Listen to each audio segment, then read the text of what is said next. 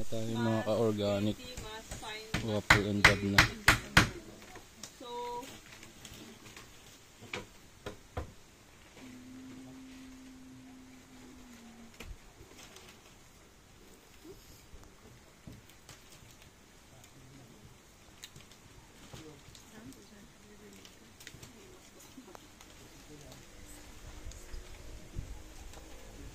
Day 2. so for water and dab, usually, like I said, naalala niyo sabi ko, it's faster to build. Kung meron ka lang wood or bamboo, it's faster to actually make Ito the po mga walls ka-organic. finish compared sa pub. Because Sigara. to do that, you don't have reinforcement. You need a lot of mud to actually go up for 1 meter. But this one, it can be thinner. So, what I like about yung Japanese na wattle and dab, so this one I learned in one of our permaculture farms sa Japan. So I'm sorry ko yan pero Maybe, Anting, we need a break. Maybe after. kahit 30 minutes lang kuya. Or 15. So, the difference, there's a lot of wattle and dab, like I said, all around the world. There's very simple, there's very complex, may mga pa-diagonal, horizontal, may horizontal lang. Yan. So, for the Japanese naman, what I like about it is meron siyang structure, meron siyang strength, or meron siyang logic. It makes sense for me kasi hindi siya basta-basta magsira. Compared when you work with other wattle and dab system, they use sometimes pako. They use nails, and we don't use nails with this system. So you can see walang mga pako. If you actually observe it slowly lang, for the first time naman na gumagamit nito, it's actually not usual because from what I know, the Japanese wattle and dab is very unique. Very unique siya in a way. And also very thin. So, the question that we ask is, bakit kaya? Why is it so different from other wattle and dab? Kasi most wattle and dab, they weave it. So, may weaving. This one, you can see, it's not woven. It's not woven. Nakita nyo? Yes. So, ano pa yung napapansin natin with this? Isang side lang mo sometimes. Isang side lang may horizontal. Kabila wala. So, pare-parehas, same horizontal, same vertical at the back. Parang ganyan. Yeah, actually. The bamboo there is black. Yeah. Some bamboo pegs, or some bamboo is actually inside the wood. No? It's not movable. But not every bamboo is actually pegged, but then every feet or so, yan, mayroon tayong reinforcement. So, nakalock siya. Ano pa? What else do you notice? Different types of bamboo. Different types of bamboo. Yes. With what we did here, usually the ones that are pegged inside the frame or the kawayan yung tinik ata to, or anything that is stronger, na structurally stronger na bamboo. And then this secondary bamboo wattle natin, which is the one that's not pegged to the wood, it can also be any thin bamboo. Kasi this one is the one that holds the connection from the frame to the wall. So, kailangan medyo makapal. So, I allowed that. So, in other cases naman, it depends with your context kung saan kayo. Some use whole bamboo, yung mga 1 centimeter or so ng mga bamboo. So, pwedeng mga bilog-bilog. Yung buho. Buho. Ito, manipis ito. Buho. Buho, yan. Buho. So, pwede pa, kaya yan. The whole buho. Panilis The whole buho. Pwede, pero the wall will be thicker. Oh, okay. So, you can also see that what we did here. Ano pang mga napansin nyo? I-observe nyo muna. Moisture-free material because it's dried up already. Yeah, so, wow, grabe naman yung observation. These ones are actually dried few days after they got from soaking sa borak. So, it's almost dried. So, mas maganda na i-treat natin siya to be sure. So, gusto natin mas matagal. Ano pa? Closer yung distance. Closer. So, medyo sikip siya. So, there are like small spaces in between. That's actually already a good wall alone. Yes, actually. So, what I love about the Japanese naman na building or architecture what I really appreciate about them is they don't leave their construction site na hindi kaaya-aya. It's not beautiful. They say that if you leave it kahit hindi tapos, if it's not done, it has to be beautiful. So they leave it very neat, so very tidy and ayos. So meron siyang pattern na very pleasing to the eye. That's bamboo. Yung nakalock, is that bamboo? Yung stronger na na bamboo. Yes. Tapos the rest is duo. This one, even nakalock din siya horizontally. So we also have lock. So this is the first na butas. You can see here, mga first na butas. This is the first butas. And second, and third. Diba? Nakita nyo? So parang meron lang siyang distances. But then from the frame, we have 1 to 2 inches na distance. So ito 1 to 2 inches na distance. Ano pa? So nabanggit kanina na medyo masikip yung mga spaces. Pagitan. So according sa mga research, 1 to 2 inches na space is actually the most optimal in terms of wall strength. So if you go too much, like 3 inch, 4 inch, that's actually hindi na siya optimum yung material to the adhesion at the back. So if you have 1 to 2 inch na holes, mas homogeneous yung mud mo sa at the back, your mud at the front. So mas didikit siya. If you go very, very close, like very manipis, it is the typical wattle and dab na ginagawa na sobrang siksik. Hindi masyadong magkadikit yung front at the back. So we need spaces. Yun. So ano pa? Ano pang na-observe natin? Yung times. Ha? The times. The tying. Yeah. Yeah. We have tying. What do you observe about it? It's closer. It's gonna help you not play later on. So, masikip din siya. So, every bamboo is actually tied.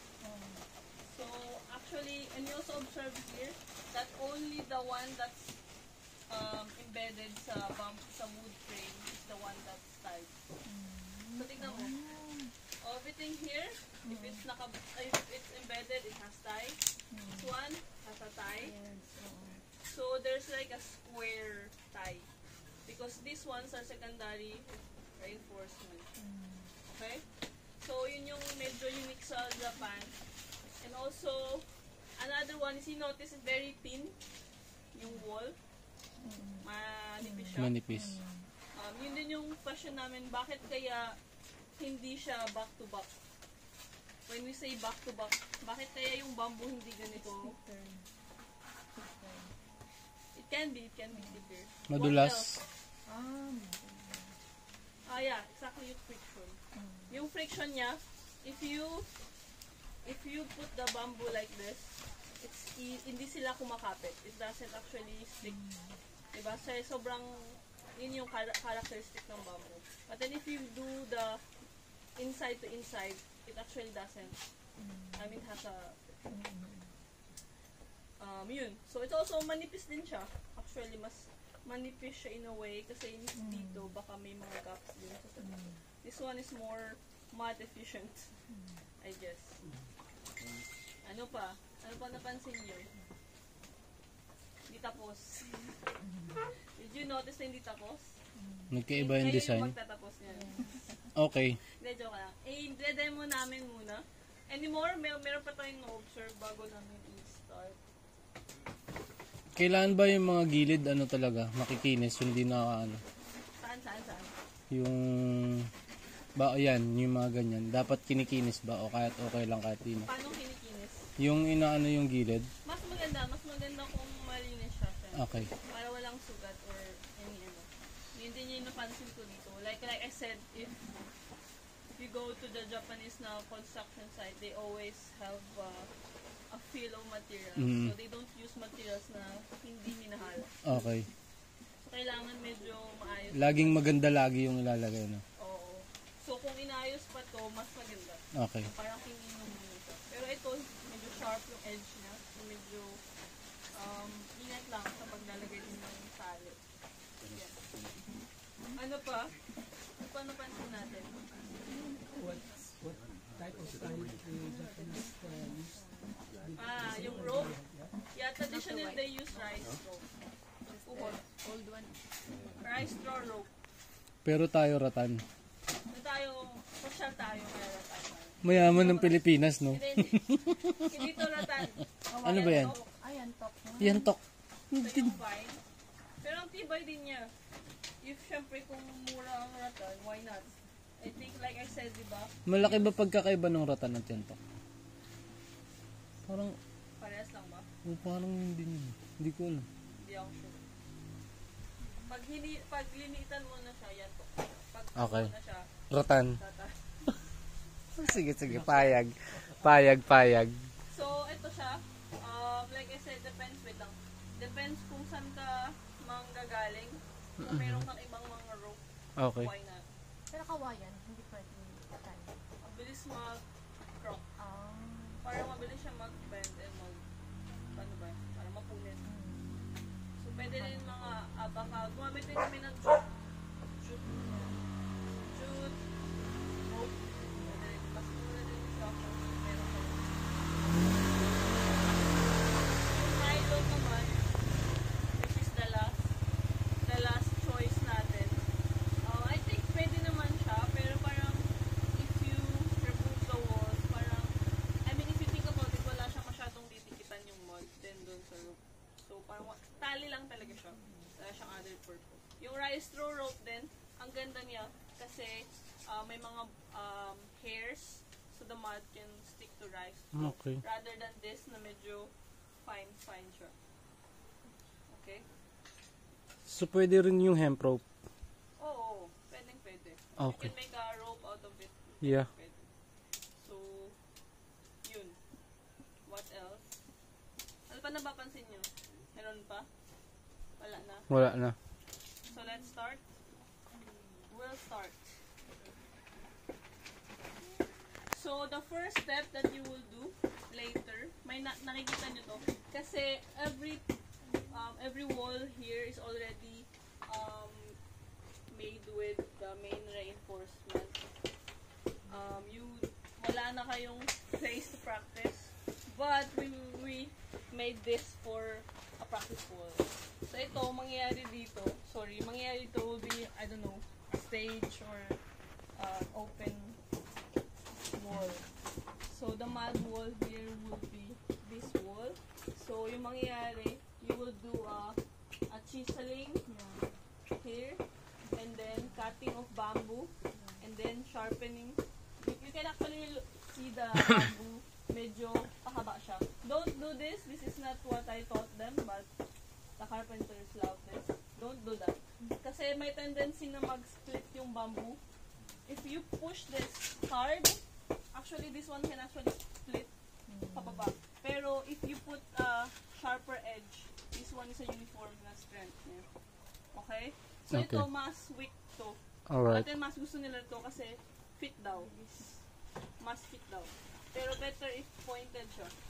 At saka di na siya makikita, di ba, pag natakpan natin Oo naman. naman. Oo naman. Pero what I'm saying is, ito, may Mas tendency mahina. mag-split. Okay. Kasi, kapag ilalagay mo yung mga kawayan, i-bend natin, di ba? So, pag ginanon mo, may chance na it actually split. Okay, maputol. Nangyari na yun, it happened na dun sa bathroom Okay. one time. Na it actually like split. Mas maganda yung may patulis. Oh, so, gagawin nyo din dito.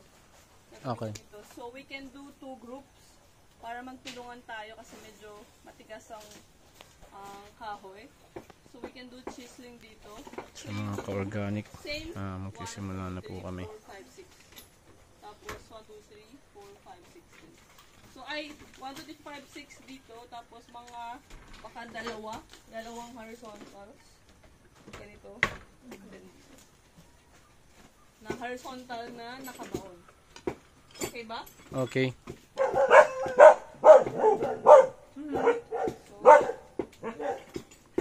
Now, sorry. Wala. Hey, wala.